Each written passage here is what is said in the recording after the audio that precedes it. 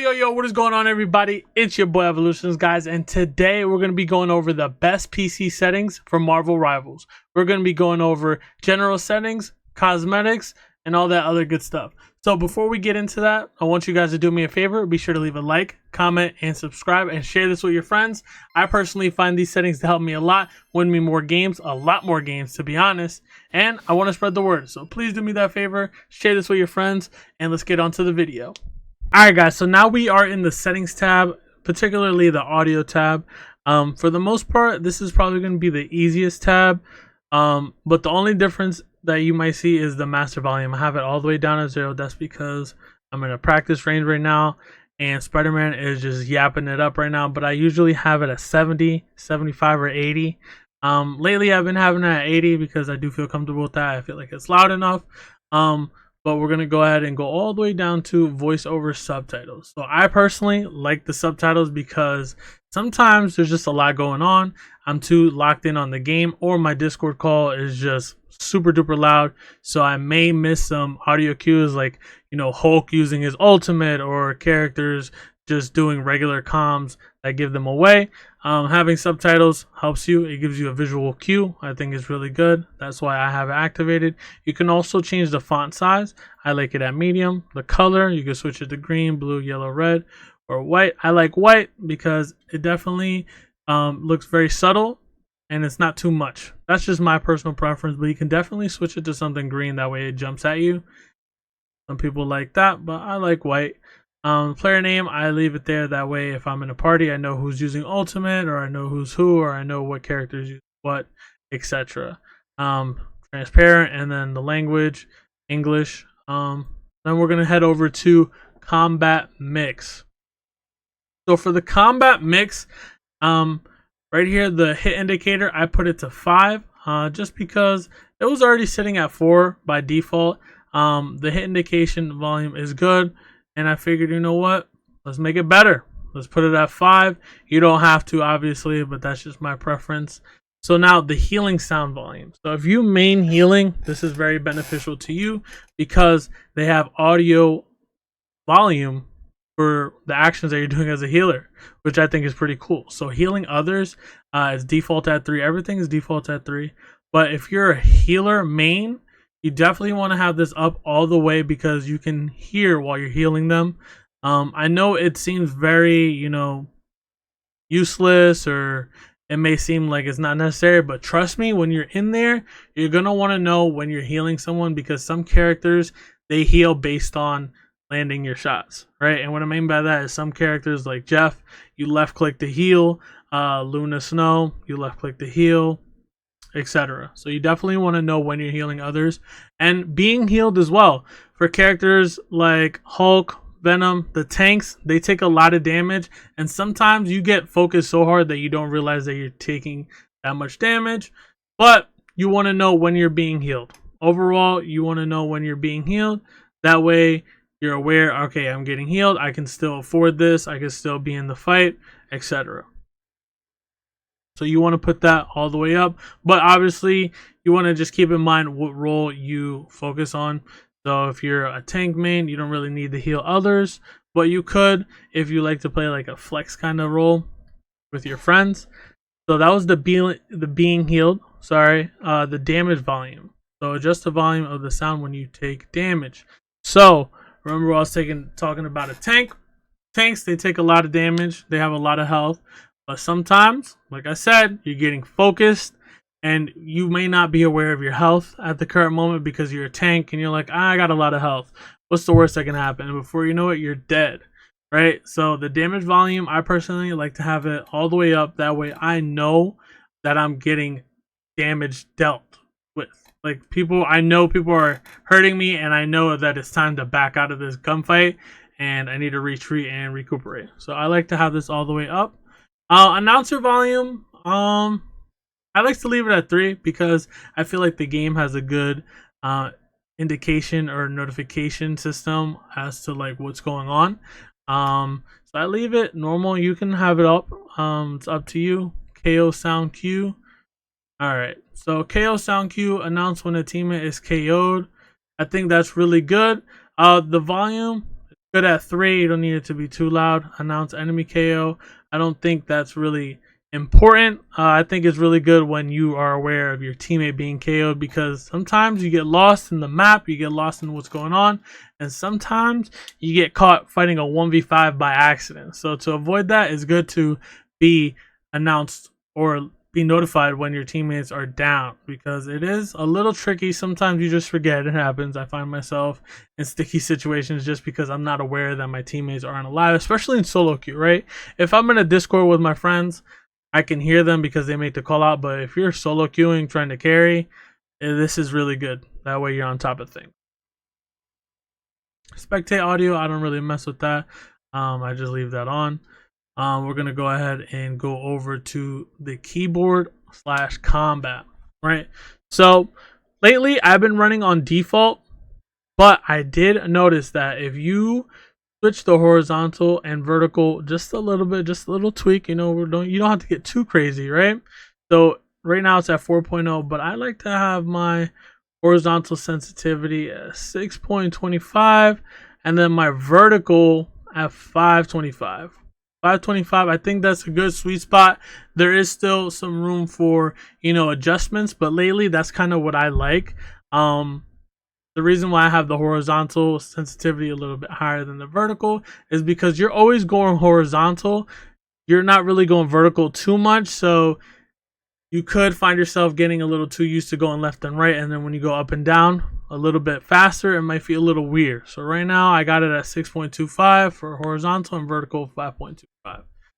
Now this is where things get a little interesting, right? So the HUD, the reticle save, right now I personally don't have a save that I'm importing, but I know that in the future the community is just going to go crazy and there's going to be a position where there is the meta reticule. So yeah, you can definitely input a code, but I personally don't use one. I know a lot of people do, but for me, I like to have crosshair. Crosshair is really good. Circle, I feel like it's a little bit misguiding, right? Because I don't know about you guys, but the circle, I feel like once I'm shooting and the circle's on you, that means I'm landing my hits. But that's not the case, because you have to land your shots on the dot, right? So for me, I like to have crosshairs because I like how it kind of goes in on like what I have to shoot at, right? Advanced, right? So we go in advanced, the reticule animation, I like to have it off. That way it's not confusing, because I'm not sure about you guys, but it's a little distracting and it's not as accurate. It's just moving. So I'd rather have it, not moving. I don't need it to move. The width, I like it at default, but I know a lot of people kind of like to make it a little bit thicker, but I like it at default personally. The opacity, I like to put it at all the way 100, because why would I not want to see it as clearly? Details, that opacity, I just leave it there. I don't really touch any of the opacity. The outline width, it just makes it a little bit thicker. I like to put this at 65. I don't like to go too crazy because I feel like it takes up too much space. So 65 is good. It kind of outlines the reticule. It kind of looks a little bit more fine. All these other settings I haven't messed with too much, but I know in the future, like I said, there's going to be like a meta. So no blur, the center gap. This is where I like to have it. I don't like the crosshair to be a little bit spread out. I like it to be just one T. Just one T. I like to know what I'm shooting at, and that's it. I know a lot of people like to get rid of the dot, but I kind of like the dot just as an indicator.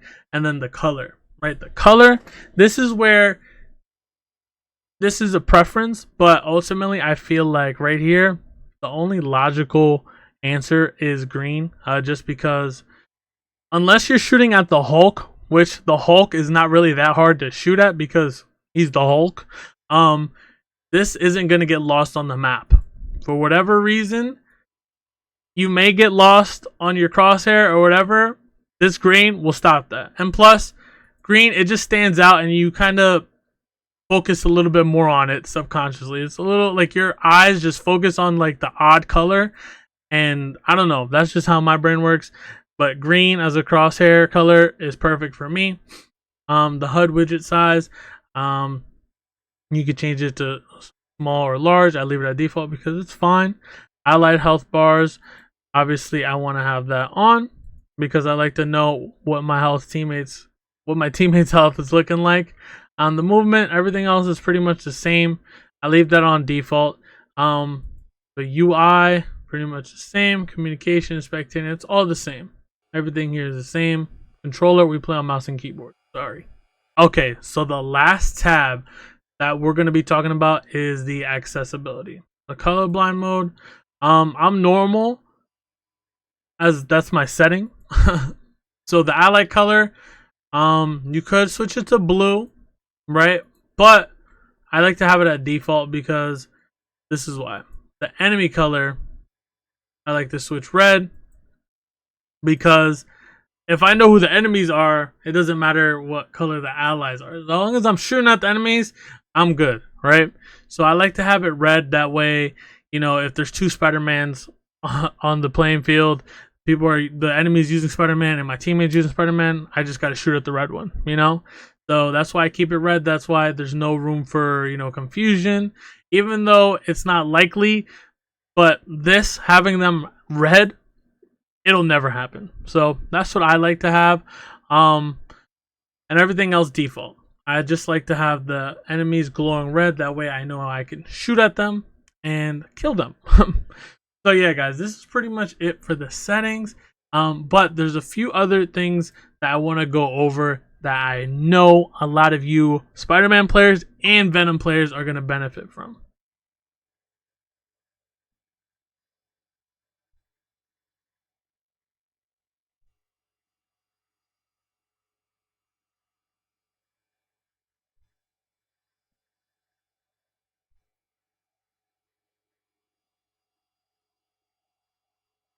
Okay, so for Spider-Man, if we go here, Spider-Man has the swing ability, as we all know. It's the left shift. So look at my crosshair, right?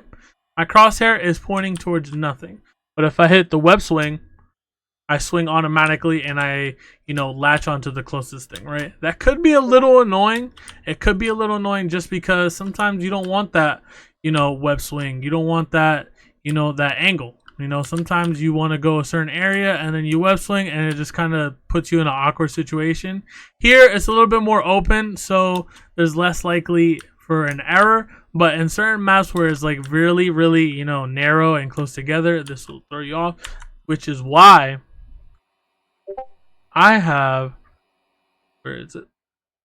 Automatic swing off. Automatic swing is off, and what that does is right here, whatever I aim at, that's where the web swing goes, right? There's no room for error, and it's just more crisp. And honestly, the swinging in this game is really good. I'm not even gonna lie, like they did really good. It's definitely not like a the Spider-Man story mode games, but this is really good. It's very impressive for a shooter. Honestly, it's very good. And then they also have a similar setting for Venom that I'm going to show you guys. We're going to go over to the settings and we're going to go over and switch to the homie Venom. Where is he? I know he's right in my face. Okay, Venom. And then he has a setting. Where is it? Easy swing. So they're a little bit different by name, but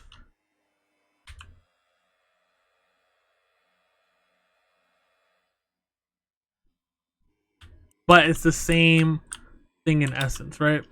So right here, you see the crosshair, it's aimed at nothing and it doesn't latch on to anything. But when we latch on right here, we swing. So this is really good because whatever you aim at is what you swing at. There's no, misconception, there's no mistakes, there's no accidents, nothing. Whatever you click on is what you swing on. So I think that's really good.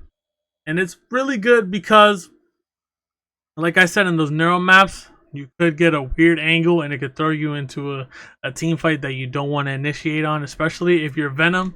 A wrong swing could cost you a team fight. So you definitely want to keep that in mind. You definitely want to take off easy swing and you want to be very mindful and very purposeful and execute properly on the swings. Trust me, it makes a big difference, guys. It makes a big difference. So that's pretty much it, guys. Pretty much it for the best settings on PC for Marvel Rivals. Let me know what you guys think down below. If you have any questions, feel free to comment down below. Share this with your friends if they're playing on PC. Yeah, definitely be sure to leave a like, comment, and subscribe, guys. I'm going to be dropping a lot more guides, a lot more tutorials. This game's amazing. I love this game. And yeah, I'll see you on the next one. Peace.